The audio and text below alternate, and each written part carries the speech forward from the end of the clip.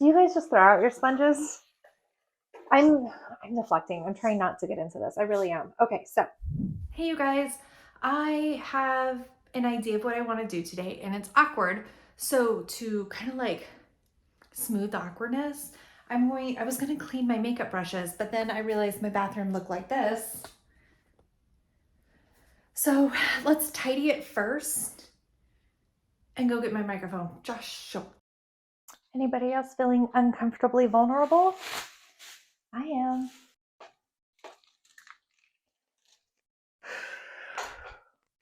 I can feel my anxiety coming on. This is overwhelming. Kind of good enough. I think this is going to be like the only setup that actually really works for me. I just don't know how to have like a better view for you guys in here. Let me move my plants. Okay, so sorry, that is going to be as good as it gets for us. Put my toothpaste away. My makeup brushes are disgusting. So I have this and it's like, ooh, don't use cleaner. And I'm going to use cleaner because they are so gross. Look at this. There's so much inside this. And then this, it just like, it's been a minute. So also, I'm excited to clean my brushes for you guys because I'm pretty sure I don't do it correctly. And that's going to be really uncomfortable to have all those comments like, why do you clean your makeup stuff like a psychopath? But I think, I don't know. I just decided this was how I was going to do it. Okay. So much of this is going to need to be cut out. Like, should I even just start with a new introduction? Hey guys. I am cleaning my makeup brushes for something for my hands to do because this is going to be a really awkward conversation that I feel very anxious about and unsure of. And I want something to do with my hands to, like, I don't know, create a little bit of a buffer, a little bit of security. Feeling a little bit vulnerable today. So I had mentioned in one of my comments that I was going to probably do a topic on why my mental health is bad or why I have like anxiety and stuff like that. And what does that mean for me? This water. Look at that. There's so much foundation inside this. Wow. Just spreading it. Do you guys just throw out your sponges? I'm deflecting. I'm trying not to get into this. I really am. Okay, so I have diagnosed PTSD and anxiety disorder. And casually, one of my therapists who was evaluating me said, it sounds like you have a panic disorder. I don't think that came through with anything official. That was just a casual comment they decided to make during an assessment.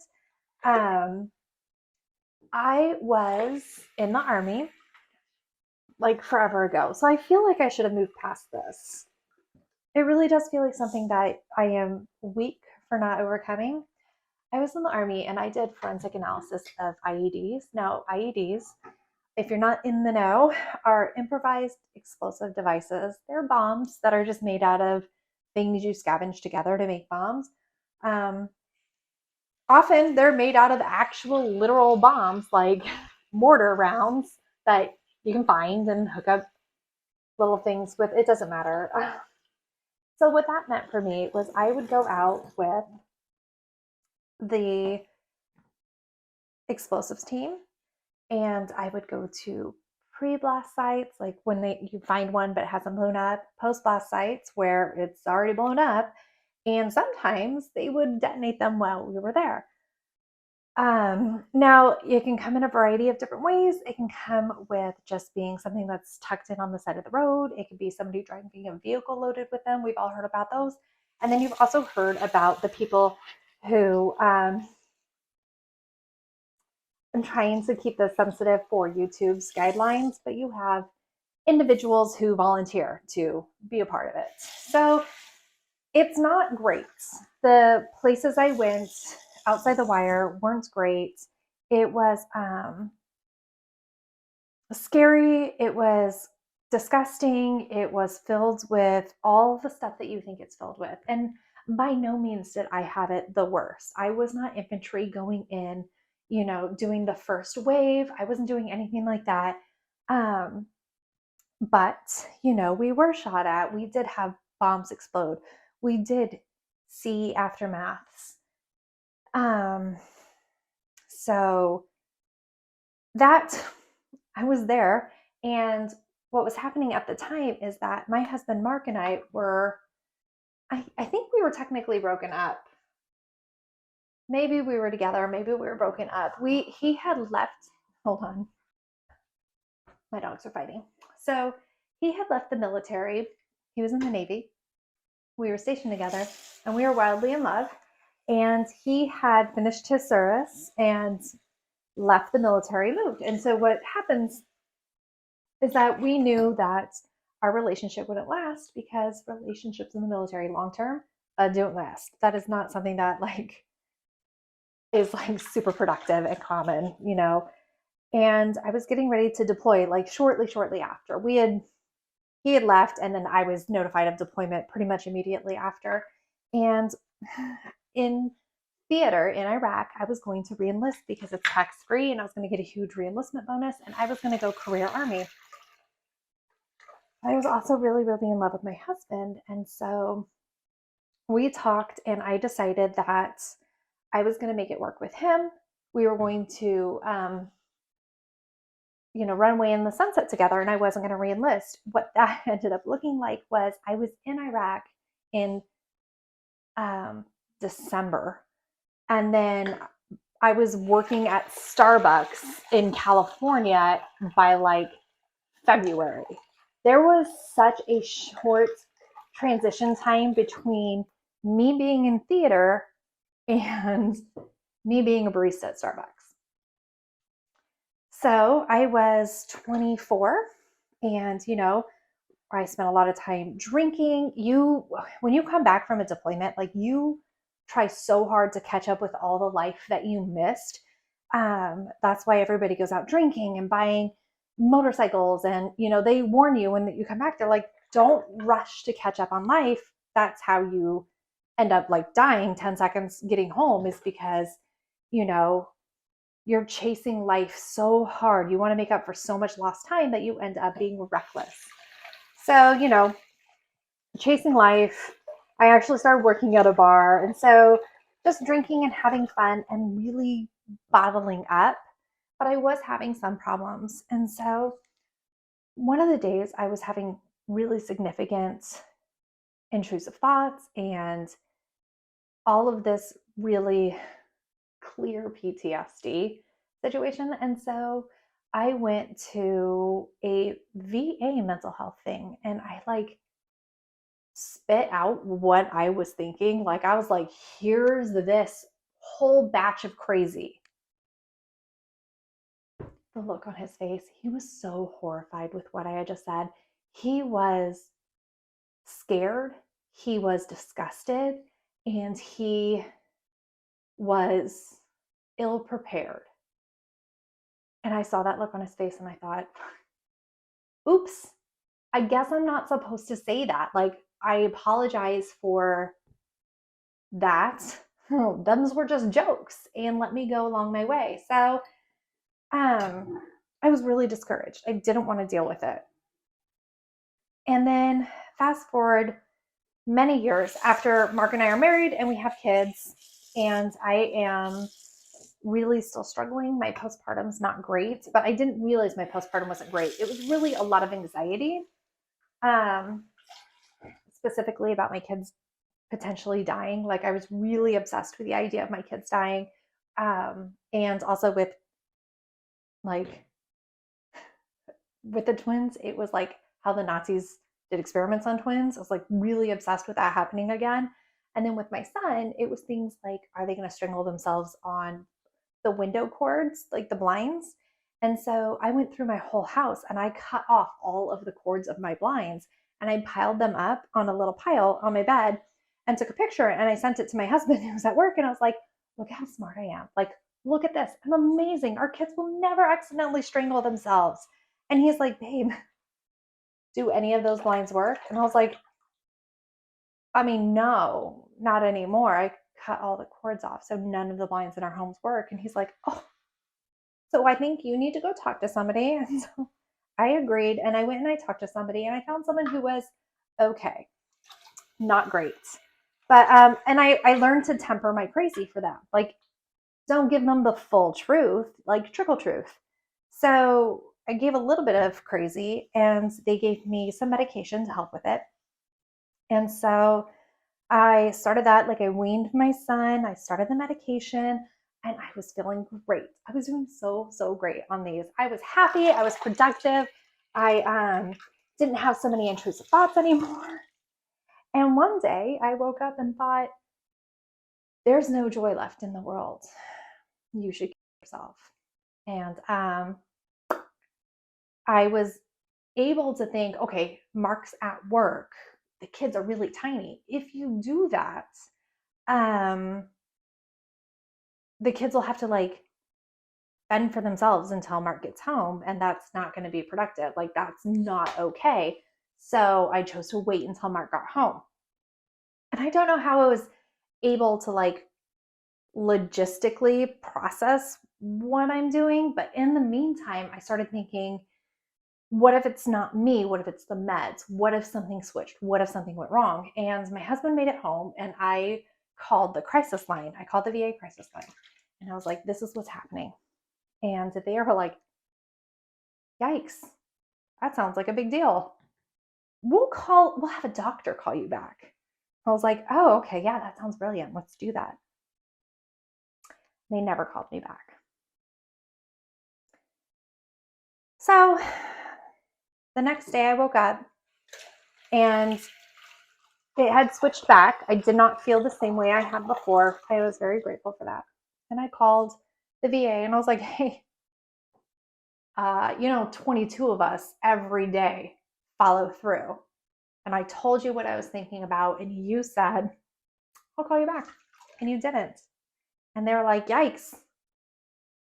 Sorry about that. Would you like to talk to a mental health professional? It's like, I really think I should. And so they're like, we can get you this appointment. It's going to be telehealth, but you have to come in and you'll call over to the major city because you're in a smaller city. We don't have somebody for you. So I show up and I am waiting. The VA is really strict. If you are like 10 seconds late for your appointment, you're done. They will lock you out. You don't get to show up. That's how they run on time. And I'm sitting in the waiting room. It is half an hour past my appointment. And I get a call on my phone and it's the therapist who's like, hey, why didn't you show up? And I was like, I'm in the waiting room waiting to get called back. Like, I am here with a bunch of people. I've been here. I got here well ahead of my appointment because the military does that to you. You get really freaked out at the idea of being late to anything. So you're considerably early to everything. And she was like, oh, well, I don't know why we didn't get you. Do you just want to chat about it now? And I was like, do I want to chat about a mental health crisis in the middle of a waiting room? No. Could I please hold while I walk to my car? And she was just extremely dismissive and nobody seemed to care or have the time for me. And so I gave up on them and I quit all of my meds cold turkey, which is apparently a super terrible idea, but I did it. And I developed from that. I am like super scared of medication. I cry, I resist, I won't take it because I think it's going to kill me. I think it's going to do something terrible to me and I can't do it. Like, even going in for surgery, I cry and I beg for the last moment for them to give me meds because I know I have to be unconscious for surgery, but I also don't think I'm going to make it. So like, I'm clinging for the last little moments that I could possibly, I don't know. It's really hard to explain. So these are brand new. I'm not going to wash them. And these all look significantly better. So I do understand that I have a lot of anxiety and it paralyzes me and I kind of tend to spiral down. And when I spiral down, it's really hard to catch myself. And I let a lot of things go, to include my home, my housekeeping. I am so blessed. My husband's like, don't care. It's fine. Here are the priorities. The kids are happy and healthy, and you take care of the kids. Then it's the kids did school that day, Actually, I think that's third. It's kids are happy and healthy. I am functioning. Like I'm surviving the day. Then like that, I get the homeschooling done. And way down on the list is, did I do the dishes today? Did I clean the house? Is the laundry done? My husband will come in and he will do all of the laundry. He will clean. He'll come home and cook if I can't. He steps up. He also knows that if he has to leave for a work trip or go to an academy to train or go do all of these things, that I am there doing all of the support stuff that I can to make his life better and he can chase his career. And I am pouring everything into raising the kids and making sure they're happy, healthy, and educated, And so our list of priorities for why is the house messy, it's just not there. We don't care that much. There are so many other places that we pour our attention into that it falls to the side, and we're fine with that. I am trying to work on being better and moving forward, because it's been so long. I feel like I should just get over the mental hurdles, but I do feel like it really changed how I was able to function as an adult. And when I had the best opportunity to work on myself, and I should have put so much of that into me, instead I pivoted and poured it all into the twins who were non-functioning autistic toddlers. And that took all of our energy and all of our focus. And we're finally at a place now where I'm not trying to tend to their everyday needs and keep them alive, because they are able to do that themselves. And I can pivot back to working on me. So that is why my house is messy. And that is why I can let it get so bad. And when I say that my mental health is sliding backwards, I am not trying to use this as an excuse, but it's like a very significant thing in my life. Like I am 100% disabled with the VA. I am trying to move forward and get better. I am trying to trust medicine again, but it's basically impossible. I can take Advil and an allergy medication without having a mental breakdown about how I need to throw up that medicine so that I can survive it. It's really, really, really, really difficult. And I understand that it's not logical, but my brain is logical over here, but the rest of it, the irrational part, really, really, really is louder. And it's harder to listen to logical when everything else is so, so loud. So yeah, that was not upbeat or good or happy, but I felt like I wanted to open myself up to you guys a little bit more and be a little bit more vulnerable, but also do something that I know I needed to accomplish, so that I didn't just have to focus on you. I wanted something to do with my hands, and I am gonna have clean makeup brushes now. So yay! I know that this is a massive departure from what you usually see on my channel, but I did feel like it was important to give you a little bit more of context on the me. If you did make it this far, would you please drop a like on it? It's one of those things I know that this video is going to absolutely tank, and it might mess with how YouTube shoves me out in the algorithm. And it would be just one tiny thing that would help me. But of course, don't feel obligated to. It would be nice. So I will be more upbeat. It will not be so terrible in the next video. I am trying to get the RV ready, and so you will get a really cool walkthrough of my RV and me trying to stock it and clean it and everything like that. And we will be headed to the solar eclipse. So I'm very excited for that. And I thank you so much for being a part of this journey, and I love you. Bye.